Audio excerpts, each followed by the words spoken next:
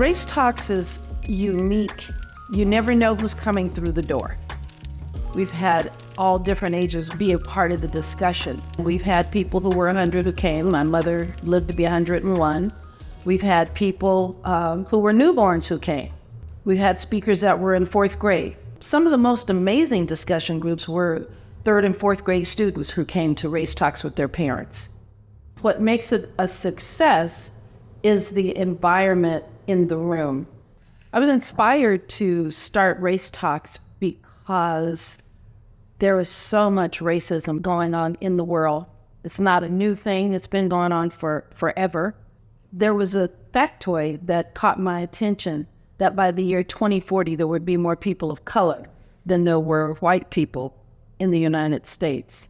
I know that there's a lot of fear that white people have around the issue of people of color, and are people of color going to do to white people what has been done to them in the past?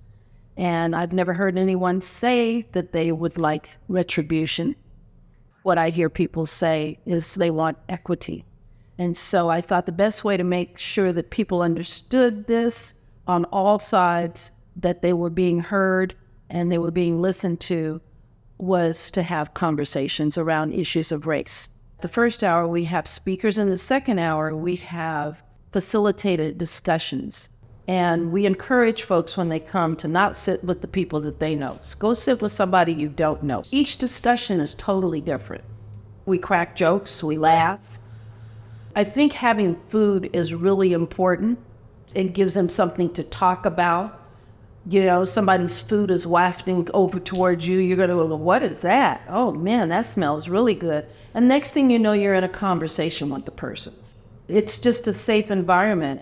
So what it does is it gives people practice talking to folks they don't know, talking about difficult topics that they normally would not talk about with other people.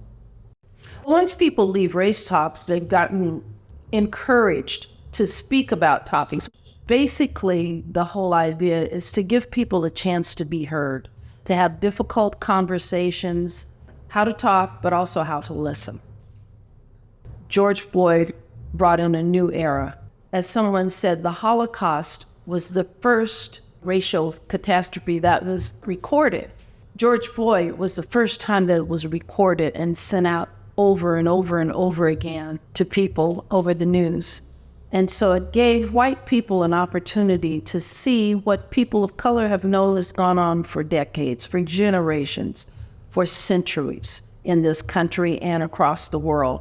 And ever since, you've seen discussions happening about it.